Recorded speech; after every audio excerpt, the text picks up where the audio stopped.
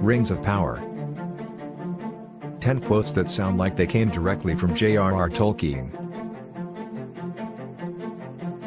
Several quotations from the Rings of Power series so far sound like they were written by J.R.R. Tolkien, despite the fact that they stray significantly from his works. The debate over how faithful the Rings of Power, a Lord of the Rings spin-off series, is to author J.R.R. Tolkien's works is in full force now that it is available for streaming on Prime Video.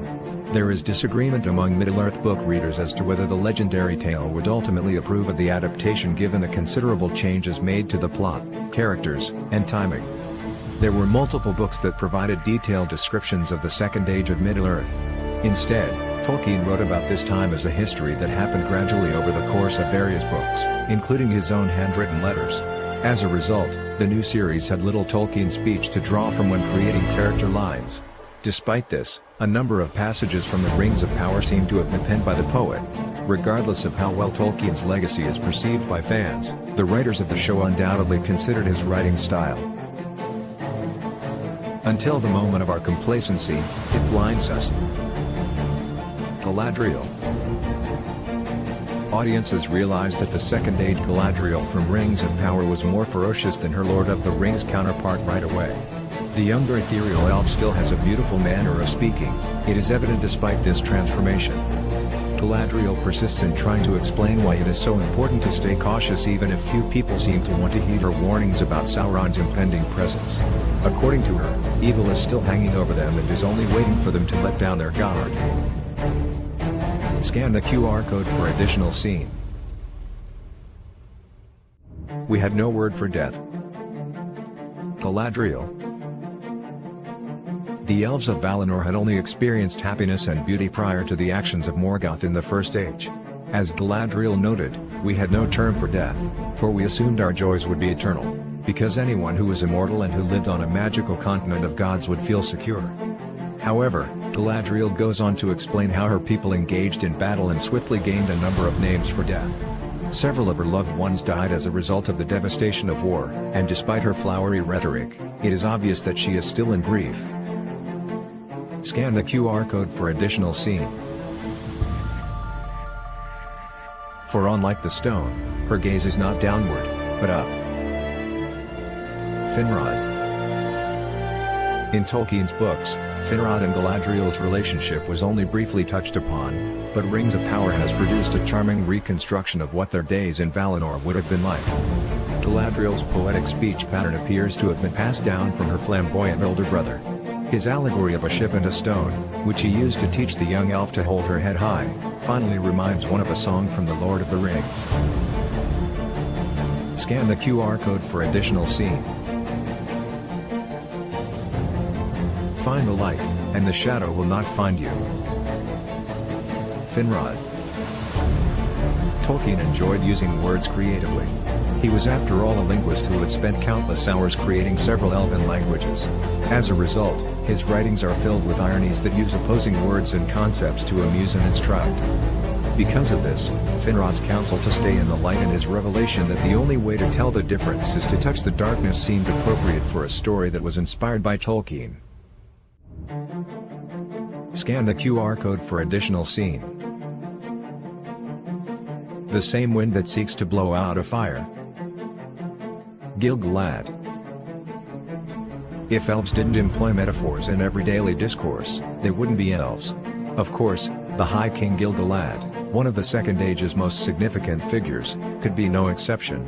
His connection with Galadriel is very different from how it was depicted in the books, although their ways of conversing are exactly the same. Viewers found it upsetting to see Galadriel banished, especially since they were aware of her validity.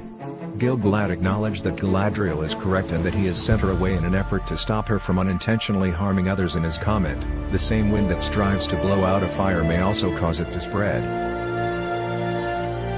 Scan the QR code for additional scene. Thank you for watching so far. Now you are in a unique position to get information about our other amazing videos on the 10 Quotes channel.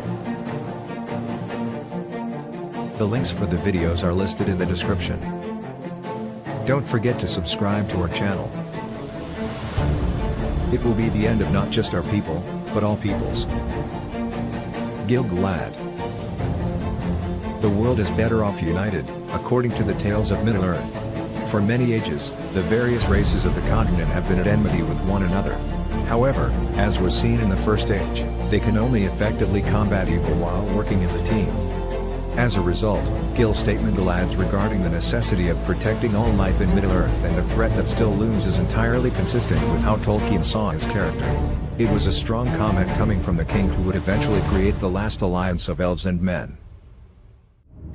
Scan the QR code for additional scene. When friendship and duty are mingled. Elrond.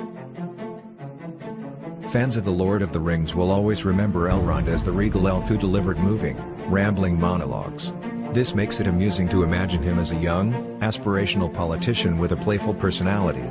His association with Durin IV in the Rings of Power only serves to emphasize this.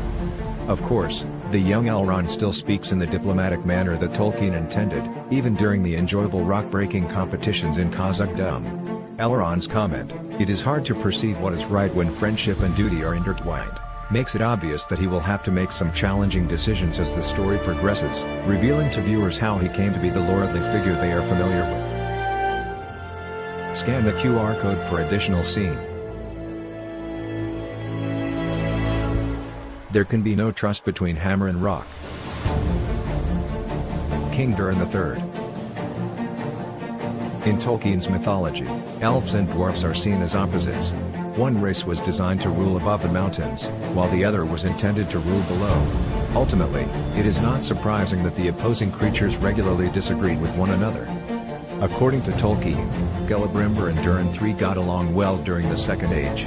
However, Durin's remark in the Rings of Power pilot episodes raises the possibility that the show might go in a different direction. Despite the differences, the analogy between a hammer and a rock used to describe elves and dwarves may have easily been taken from the novels. Scan the QR code for additional scene. But we Harfoots have each other. Marigold Brandyfoot. Tolkien never gave hobbits any thought when he wrote about the Second Age, despite the fact that they played a crucial role throughout the Third Age. However, he did say that their forefathers would have been rash borrowers, thus Rings of Power had to think of other ways to borrow money. The inclusion of the Harfoots as the forefathers of hobbits ultimately gave the new series a charming character. In addition, Tolkien might have written about their ideals in a manner akin to how Marigold portrayed them had he had taken the time to chronicle their younger years. Scan the QR code for additional scene. Beauty has great power to heal the soul. Arondir. Arondir, another one of the series' original characters, has already shown in the first few episodes that he is a devoted and loyal elf. Some of Tolkien's well-known tragic pairings, such as Beren and Luthien, come to mind while thinking about his interesting romance with a human lady. Arondir, like many other Tolkien characters, has the internal wounds of battle along with the knowledge that nothing is so shattered that love and beauty cannot cure it. Wow, this experience was just amazing. If you liked this video, then check out this amazing video as well. True fans of the Rings of Power can find unique merch links listed in the description as well.